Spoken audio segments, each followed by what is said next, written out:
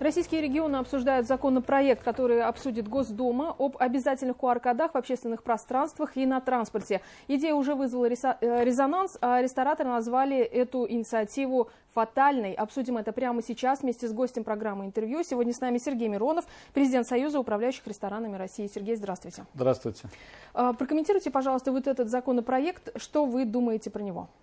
Ну, на самом деле, вот тот законопроект в том виде, в котором я его видел, он просто придает легитимность сейчас тому, что происходит в регионах де-факто. Потому что QR-коды вводятся, но если не в транспорте, то в ряде отраслей они уже вводятся. И в законопроекте сказано, что регион вправе принимать самостоятельное решение. Он не обязывает регионы к принятию QR-кодов. Поэтому вот каких-то новелл я здесь не вижу. Оптимальный вариант, если будут действовать QR-коды, как это можно сделать для того, чтобы соблюдать в том числе и интересы рестораторов? Ну, с ресторанами мы прекрасно понимаем, что происходит. В ряде регионов QR-коды введены, и мы видим реальную картину. Конечно, ресторан долго в режиме QR-кода проработать не может. Он может проработать какой-то период. В зависимости от количества вакцинированных в регионе, чем больше их, тем легче рестораны будут справиться. Но на постоянной основе это невозможно. То есть есть регионы, где там условно 40% людей имеют QR-коды, соответственно, в ресторанах ходят еще меньше. Почему? Если QR-код нужен, к примеру, на вход в магазин, в семье у одного человека QR-код, он пойдет купит на всех. В ресторан он не пойдет и не поест на всех, это однозначно. Более того, он сам тоже, как правило, не пойдет в ресторан. Если у его семьи нет QR-кода, он останется дома, останется с семьей и пойдет в какое-то другое место, куда можно сходить. Поэтому мы понимаем, что экономика ресторана, конечно, не выдерживает нагрузку с QR-кодами. В целом, как вы можете оценить экономику в ресторанах с начала пандемии? Какой ущерб и можно оценить, если про него, да? И плюс, что изменилось глобально? На самом деле кризис по-разному влияет на разные части ресторанного бизнеса, на разные сегменты. Здесь нельзя выводить вот такую среднюю температуру по больнице, как многие любят. Там упала выручка в ресторанах на 20%. А из чего это состоит? Там рестораны, которые находятся на предприятиях внутри, они подняли свою выручку, потому что люди с предприятий перестали уходить в соседние рестораны. Рестораны, находящиеся в отелях, тоже сильно не потеряли. В ряде отелей, допустим, отели Краснодарского края, они битком были и сейчас битком до сих пор. То есть есть рестораны, которые торгуют пиццей, суши, бургерами. То есть те рестораны, которые имеют продукт, который возможно доставлять, у них тоже у многих поднялась выручка. При этом гастрономические рестораны, конечно, просели очень серьезно. И когда вот все это вместе складывается, уводится в минус 20, я считаю, что это некорректно. Если мы говорим про гастрономию, то, конечно, тут все очень плохо. Рестораны закрываются, гастрономическая кухня, ее невозможно доставлять. Плюс это очень сложно восстанавливаемый ресторан. Если это палатка с шаурмой, то владелец закрыл ее и через полгода открыл. А если это ресторан, где работают десятки людей, имеющие специальное образование, которые отдали этому делу полжизни, которые умеют работать, которые профессионалы, и они ушли, ты открыл ресторан, а ты их не приведешь. Потому что он работает на стройке, он работает курьером, он работает в другой отрасли и говорит, что я к вам больше не пойду.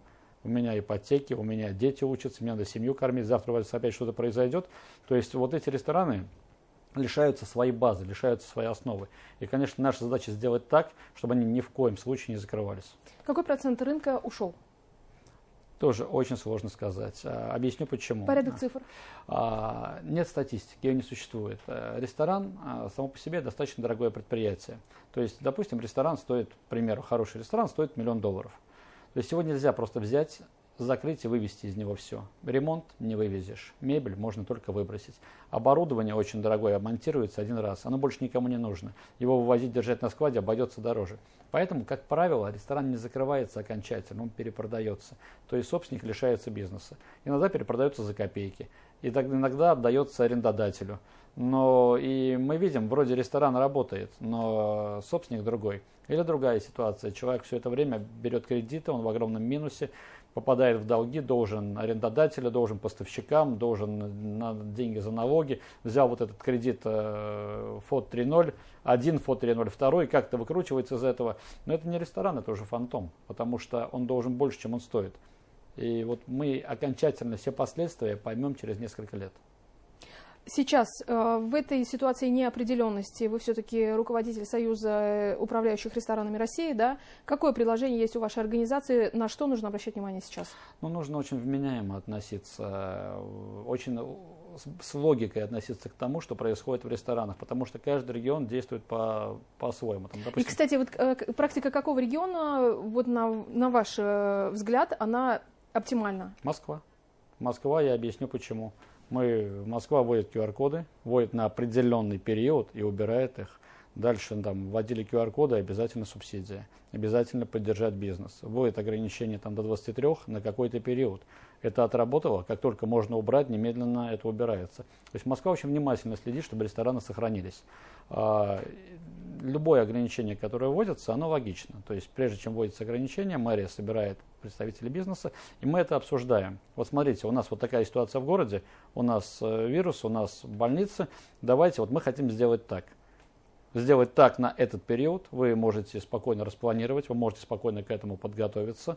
Здесь мы поможем, здесь мы не поможем. То есть совершенно четко все открыто. И это здорово. А есть регионы, где, допустим, ввели QR-коды, одновременно работает ограничение на посещение там, до 9 вечера. Но предприниматель сам не понимает, а почему? Ну где логика? Галочку поставить, что принята какая-то мера. Ну как? Ну если у меня все люди вошли по QR-коду, все вакцинированы, почему они в 9 вечера должны выйти из ресторана? С чем это связано? И одновременно еще ограничение там не больше 50% людей. А это зачем? Они же все по QR-кодам зашли. Ну, то есть это все совершенно нелогично, и вот эта нелогичность разрушает, потому что многие даже не разоряются, многие понимают, что это неправильно, они этому не верят, это неопределенность, они уходят. Ну, допустим, там, здесь, в этом регионе, как бы отменено ограничение до 11 вечера. Абсолютно логично, правильно и хорошо. Там есть еще одна норма, которая действует. Там рестораны до 50 человек, это можно без QR-кодов. Тоже, ну, совершенно логичная мера. Да? И мы вчера разговаривали с премьер-министром. Он тоже говорит, что QR-коды все-таки это на время, это не навсегда. Там, и как только можно будет убрать, мы уберем. Ну, то есть здесь есть связь, здесь есть общение с бизнесом, есть понимание вопроса. Но в регионах, где этого нет, ну, я боюсь, что там рестораны обречены. Вы уже сказали, что здесь есть диалог между бизнесом и властями. Да? Ваши рекомендации, как устранять нелогичность, о которой вы упомянули, во время этого диалога, и как добиваться того, что вы слышали? Нужно общение. Нужно общение. У вас отлично действующий, абсолютно правильный омбудсмен, который представляет интересы бизнеса на сегодняшний день. Разговаривать с омбудсменом, делать встречи, готовить какие-то экономические обоснования тех или иных вопросов. Потому что здесь как раз тот случай, когда бизнес и власть друг друга могут понимать. Что еще интересного вы заметили во время визита в Башкортостан? Ой, всего 2 дня. Это телевидение, это форум, все как-то на бегу. Ну и поужинал вкусно в ресторане. Ничего не успел, надо еще раз приехать. Обязательно приезжайте. По форуму главное заявление, которое вы услышали. Ну, там все было про бизнес. Все было про бизнес, про способы, про выходы из ситуации. Я бы не назвал что-то главным, но он весь был достаточно содержательным. Если мы затрагиваем тему ресторанов, не можем упустить и то, что вы уже комментируете в федеральном СМИ, да, это повышение цен на блюда в ресторанах на 15%. Причины этого? Ну, здесь все очень просто. Причин повышения цен на блюда несколько. Не несколько, это всегда себестоимость блюд. И причин повышения себестоимости несколько. Это ковидный фактор, потому что в мире на сегодняшний день есть перебои. Что-то закрывается, что-то открывается, и что-то просто не произвели или произвели меньше. Цена на этот товар растет. Следующий фактор – это логистика, когда опять что-то где-то закрыто и что-то просто не поставляется. Закрыта какая-то страна, тоже цена товара, количество товара сужается и цена растет. И последний, самый понятный всем фактор – это рост валют. У нас огромное количество сегодня продуктов поставляется из-за рубежа. Соответственно, как только доллар и евро прыгнули, цена поднялась. Если это происходит летом, в начале осени, это не так значительно, потому что у нас много своих овощей, у нас свои фрукты, и мы не зависим. Если это происходит поздней осенью и зимой, то, конечно, это полностью импортные поставки. У нас пока не развито тепличное хозяйство, у нас сегодня этого не хватает. Соответственно, вот все факторы. Сказать, что на следующий год вырастет на 15%, на 20% или на 25%, это значит предугадать курс доллара. То есть человек, который может четко сказать, какой будет курс доллара, ему не надо заниматься ресторанным бизнесом, он миллиарды заработает на бирже. Вот. Поэтому все эти цифры, они от лукавого. Соответственно, насколько будет меняться валюта, насколько будут срабатывать другие факторы, настолько будут расти цены в ресторанах. Скажите, пожалуйста, все-таки, несмотря на то, что ситуация такая сложная, можно ли сохранять оптимизм и оптимистично смотреть завтра? Мы предприниматели. Мы всегда сохраняем оптимизм, мы всегда боремся, бьемся, стоим до конца. Российский предприниматель, он умеет справляться с проблемами так или иначе. И вот лично для вас 3 вещи, которые в бизнесе, да, вас научили вот за время пандемии.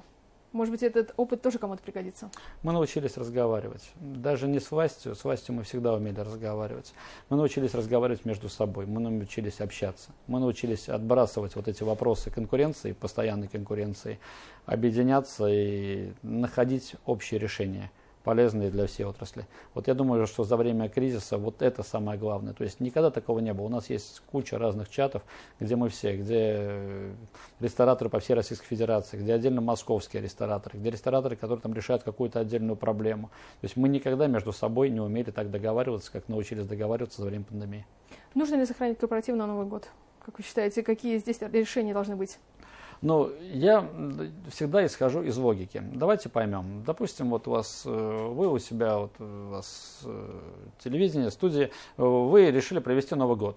Вы обращаетесь в ресторан и проводите Новый год там.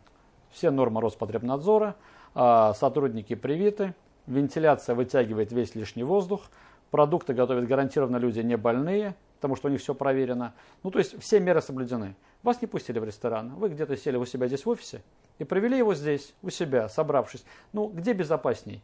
В ресторане, где все соблюдается, или в офисе, где нет вентиляции? Вот я просто исхожу из логики. Вы же его все равно проведете, вы все равно сядете, его и отметите. Вы не разойдетесь по домам.